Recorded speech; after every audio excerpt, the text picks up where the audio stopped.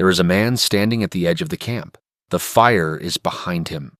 The forest is in front. And the people he has eaten with, hunted with, slept beside for his entire life are not looking at him anymore. No prison, no judge, no written law. But what is happening to this man is one of the most powerful punishments ever invented in human history. And the strange part? It is still happening, right now, to you. In offices, in group chats, in the small daily rituals of inclusion and exclusion that most of us have stopped noticing. The ancient tribe never disappeared. It just got quieter. We romanticize the ancient past. Small groups, deep bonds, a primal world where no one was left behind. There is truth in that.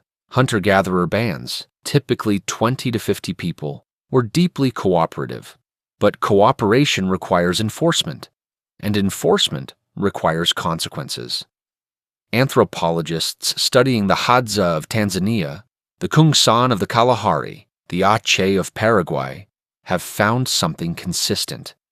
These are not egalitarian paradises. They are societies with elaborate, invisible rule systems. And those rule systems have teeth. Share what you hunt. Do not hoard. Do not take more than your status allows. Do not challenge the group too loudly, too often, at the wrong moment. Break these rules, and the group's first response isn't anger, it's gossip. So the rules existed, everyone knew them. But knowing what the rules were is the easy part. What's more revealing and more unsettling is what happened when someone broke them. Because the punishment wasn't random, it followed a sequence. And that sequence tells you something about yourself. Ancient punishment followed a ladder, consistent across cultures separated by thousands of miles, so consistent it looks less like invention and more like biology. Step 1. Gossip. Before anything else, people talk. Evolutionary anthropologist Robin Dunbar argued that gossip is what language evolved for. Not planning, not philosophy. Gossip. The moment someone broke a rule, information began moving. Who saw it? What it meant? Gossip was the tribe's early warning system, and it began lowering someone's status before they even knew they were being judged. Step 2. Public shaming. If gossip didn't correct the behavior, the group escalated. The offender was confronted, not privately, but publicly, often with humor, with mockery. The group laughed. The laughter was not cruelty. The laughter was the mechanism. It signaled, we all see this. You are the exception, not us. Anthropologist Christopher Boehm called this the reverse dominance hierarchy, the collective using shame as its primary tool for keeping any individual from breaking too many rules. Shame worked because belonging was survival. To be marked as different was to feel, in your body, the first warning of exclusion. Step 3. Ostracism. If shame didn't work, the group stopped engaging. Not banishment, something more precise. The offender was still physically present, still sleeping in the same camp. But conversations stopped, including them.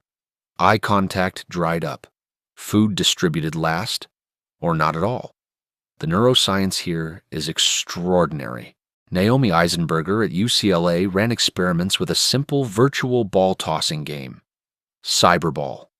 Subjects believed they were playing online with 2 others. At a certain point, the other players stopped throwing them the ball. The brain regions that activated?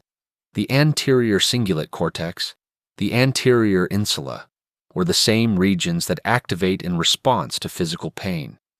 Being left out of the game hurt in the same measurable neural way as being burned. The tribe knew, without knowing the neuroscience, that exclusion was pain. And pain changes behavior. Step 4. Exile. For the most serious violations, repeated theft, murder within the group, came formal expulsion. In the Pleistocene, exile was not metaphor.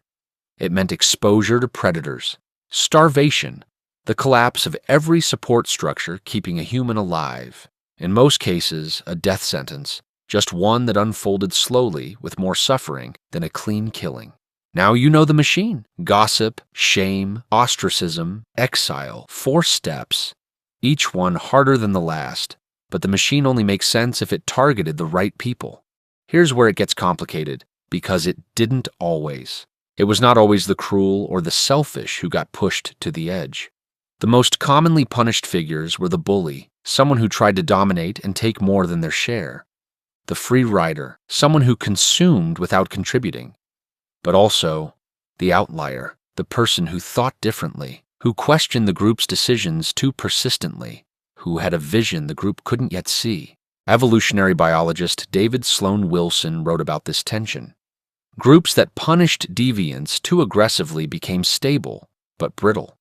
They stopped adapting. The sweet spot was groups that could distinguish between threatening deviation and generative deviation. But that distinction requires wisdom, and in the heat of social enforcement, wisdom is often the first casualty. Many minds that would have changed things, early innovators, questioners, those who saw differently, likely felt the bite of the punishment ladder long before their ideas could be tested. The tribe consumed some of its best people. We've been watching this from the outside, from the group's perspective, tracking the machine as it runs. But stop for a moment, because the more important story is what was happening inside the person being pushed out. What Exile actually felt like from the inside. This is Enki. He questioned the group's hunting strategy one too many times, formed an attachment outside the acceptable arrangement, took slightly more than his share during a lean season, convinced, perhaps rightly, that he hunted harder than the others. The gossip starts. He can feel it. Conversations that stop when he approaches. Laughter carrying a different frequency. Then the shaming. Then the silence. By the time formal exile comes, Enki already knows. His body knew before his mind admitted it, because the nervous system evolved to track social belonging the way a compass tracks north. The anxiety, the hypervigilance, the obsessive replaying of past interactions. These are not weakness. They are the biological alarm system of a creature whose survival depended entirely on group membership. Enki's cortisol rises, his sleep fractures, his attention narrows. His entire cognitive architecture reorganizes around one problem: how do I get back in? This is the state Exile produced, remarkably similar to what modern psychology calls chronic social anxiety. Enki didn't have that word, but he lived that experience every hour in his body, standing at the edge of a camp that had stopped seeing him. Enki is 40,000 years ago. His camp is gone. His name isn't even real, but his nervous system, the exact alarm system that fractured his sleep and narrowed his world, that is still here, running in you, right now. And so, it turns out, is the punishment it was designed to respond to. The tribe is gone, the camp is gone, the Pleistocene grasslands that shaped this system are gone, but the software is still installed. Every human alive today runs the same neural architecture Enki was running, the same alarm system, the same sensitivity to group signals, the same capacity to register social exclusion as physical pain. The context has changed. The stakes have dropped dramatically. Being unfollowed is not the same as dying in a forest. Your rational mind knows this. Your nervous system doesn't. When you post something and the response is silence, the anterior cingulate cortex does not check whether this is life-threatening before it fires. It fires anyway.